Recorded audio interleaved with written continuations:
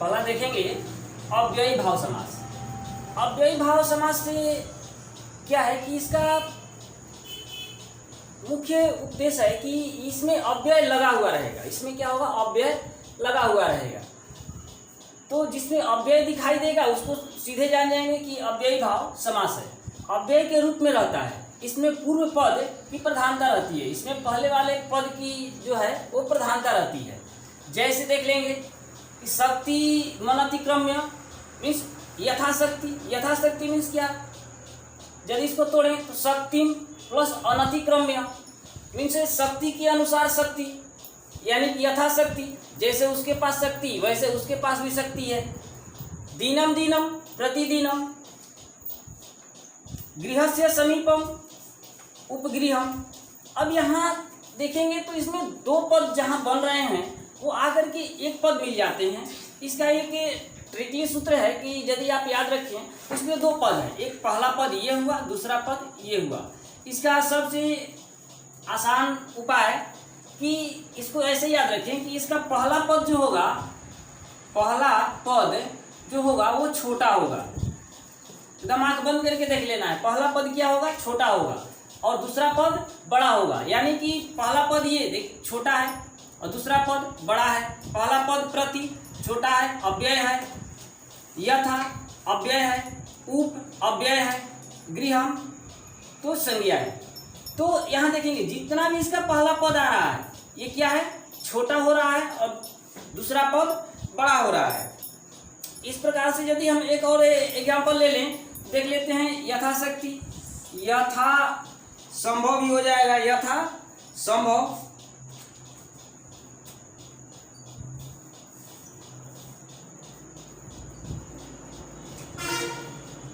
यथा संभव, तो इसमें भी देखेंगे यथा क्या है, छोटा हो जा रहा है, और यथा संभव। इस प्रकार से यदि हम लोग देखें तो ये बहुत आसान है। केवल इसमें समझना यह है कि इसका जो भी पहला पद प्रधान होता है सही है, लेकिन इसमें जो पहला पद जो भी होगा वो क्या होगा, अव्यय होगा।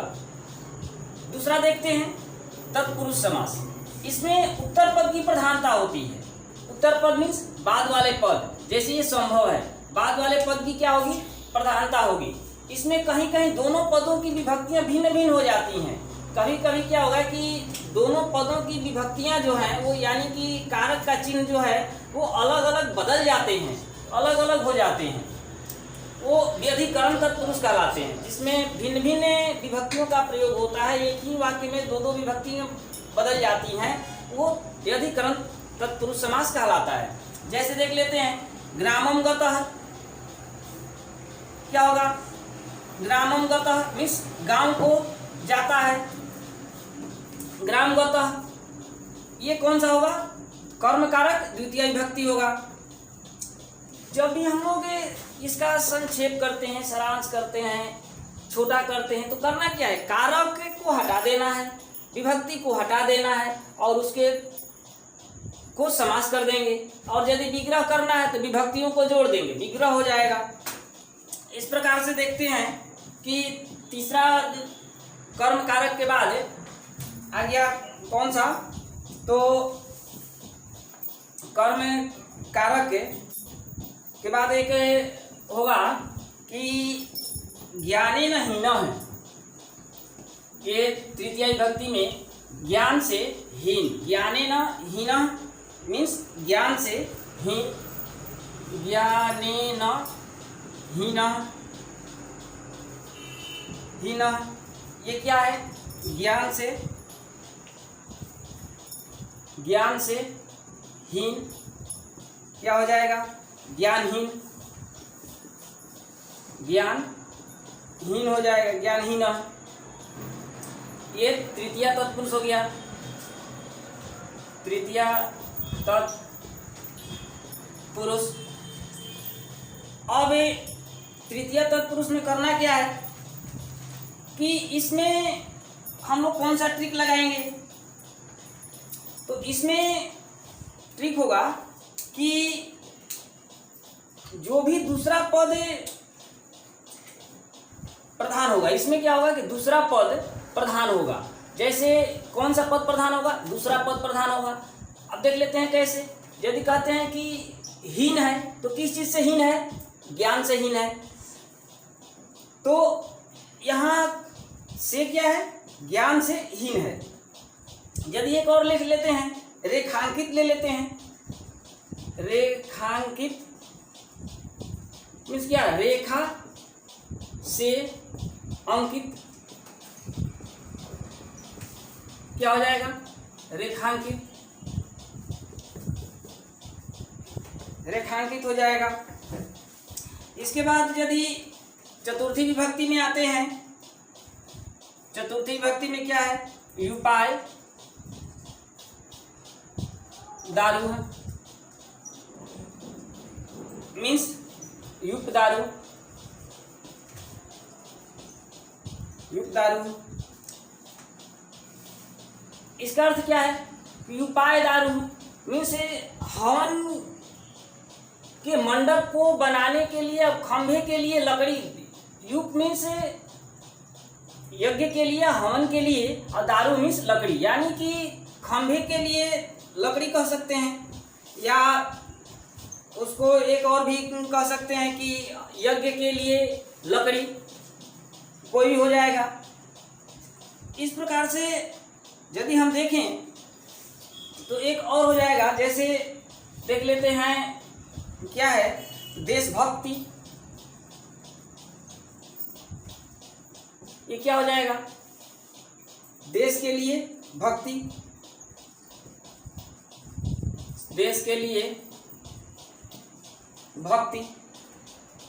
स्नान घर मीन्स स्नान के लिए घर। आगे देख लेते हैं पांचवा में, ये आपादान कारक में क्या होता है कि आपादान कारक में अलग होने के अर्थ में इसका हम लोग उपयोग करते हैं। आपादान का उपयोग कब करते हैं? अलग होने के उपयोग में। जैसे व्याघ्रात, व्याघ्रात भयम, यहाँ पांचवा विभक्ति लगा हुआ है। कौन? त, यानी कि व्याघ्रात भयम मीन्स बाघ से भय। क्या हो जाएगा? बाघ से भय। व्याघ्रात भयम मीन्स बाघ से भय। इसमें कौन सी विभक्ति है? पंचमी विभक्ति। इसमें कौन सी विभक्ति हो गया? पंचमी विभक्ति। इस प्रकार से देख लेते हैं कि पंचमी विभक्ति में किस प्रकार से हम इसको पहचान पाएंगे। तो इसमें तो कुछ है नहीं, इसमें बस एक ही है कि इसमें देख, ये अपने दिमाग में बैठा के रखना है कि जहाँ अलगाव हो रहा है, भय हो रहा है, आप विभक्ति पढ़ चुके हैं, तो डर है। किससे डर है? बाघ से डर है। तो इसमें क्या हो गया? पंचमी विभक्ति हो गया। या एक और सिंपल लेकर के देख लेते हैं। जैसे सेवा से मुक्त, क्या हो जाएगा? सेवा मुक्त, सेवा मुक्त हो जाएगा। इस प्रकार से देखते हैं संबंध कारक छठा, गंगायाः, गंगायाः जलम, गंगायाः जलम मीन्स गंगा का जल। इसमें कौन सा विभक्ति हो गया? षष्ठी विभक्ति। ये षष्ठी विभक्ति हो गया। इसमें क्या है कि इसमें दूसरा पद प्रधान होता है। इसमें क्या होगा? दूसरा पद प्रधान होगा। कौन? कहाँ का जल? तो गंगा का जल। कहाँ का जल? तो गंगा का जल। इसमें दूसरा पद प्रधान हो गया। एक और देख लेते हैं। जैसे राजपुत्र, एक और देख लेते हैं राजपुत्र, क्या हो जाएगा? राजा का पुत्र, राजपुत्र। ये कौन सा विभक्ति है? षष्ठी विभक्ति। सप्तमी विभक्ति देख लेते हैं, अधिकरण कारक की। अधिकरण कारक में देख लेते हैं काव्ये प्रवीण मीन्स काव्य में प्रवीण, तेज। इसको यदि समास बनाते हैं हो जाएगा काव्य प्रवीण इसमें कौन सा विभक्ति हो गया? सप्तमी विभक्ति, सप्तमी विभक्ति हो गया। इसको और किस प्रकार से हम लोग कर सकते हैं, इसको कैसे समझेंगे? तो इसमें चिन्ह क्या है? में पर, मीन्स काव्य में प्रवीण, तेज। एक और देखते हैं, जैसे पुरुषोत्तम, पुरुषोत्तम मीन्स क्या? पुरुषों में उत्तम, पुरुषों में उत्तम। इस प्रकार से हम लोग देखते हैं कर्मधारय समास। अगला देखेंगे कर्मधारय समास। ये भी तत्पुरुष समास का ही भाग है, जिसमें हम लोग समानाधिकरण तत्पुरुष समास जो पढ़े हैं। तो तत्पुरुष समास में कभी कभी दोनों पदों की विभक्तियां समान होती हैं। जैसे नीलम कमलम, यहाँ देखेंगे इसमें भी कर्म कारक, इसमें भी कर्म कारक, यानी कि नीलम कमलम नीलकमल। वीरः पुरुष, इसमें भी विसर्ग है, इसमें भी विसर्ग है, यानी कि दोनों में एक ही विभक्ति लगा हुआ है। वीरः पुरुष, वीर पुरुष।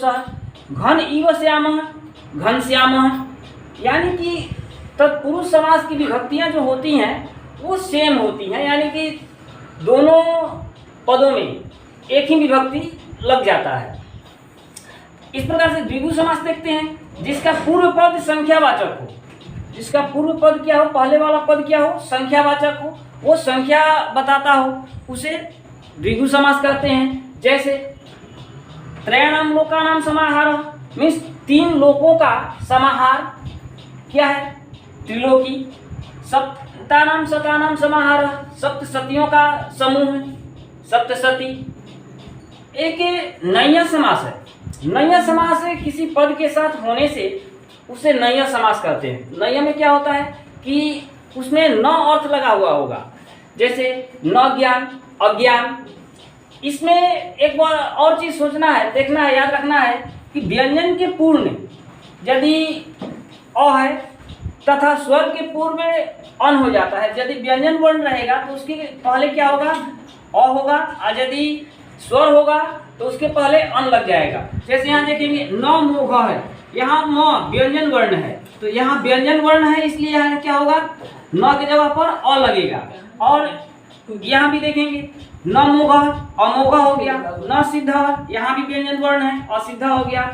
न अर्थ, या न के बाद ये स्वर है तो क्या हो गया? अनर्थ हो गया। न आगत है, अनागत, यहाँ न के बाद क्या है? आ है। तो ये मतलब याद रखना है कि व्यंजन वर्ण के साथ अ को जोड़ना है, और यदि स्वर वर्ण होगा तो उसके साथ अन को जोड़ना है। इस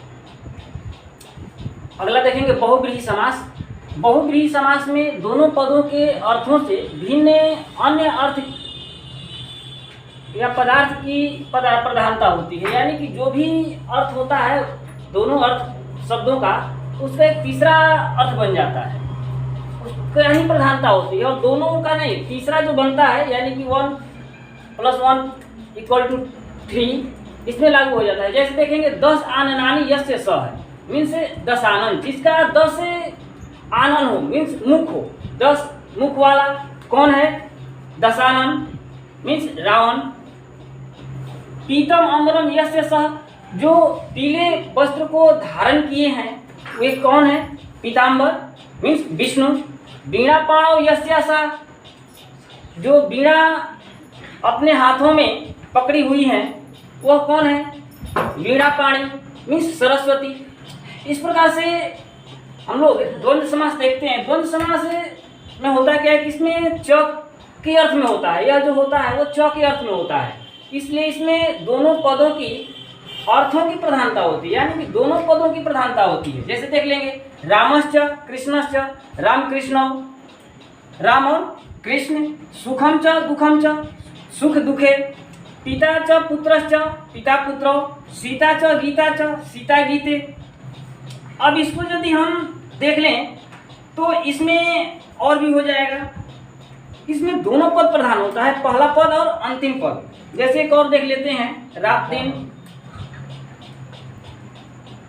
माता पिता, माता और पिता।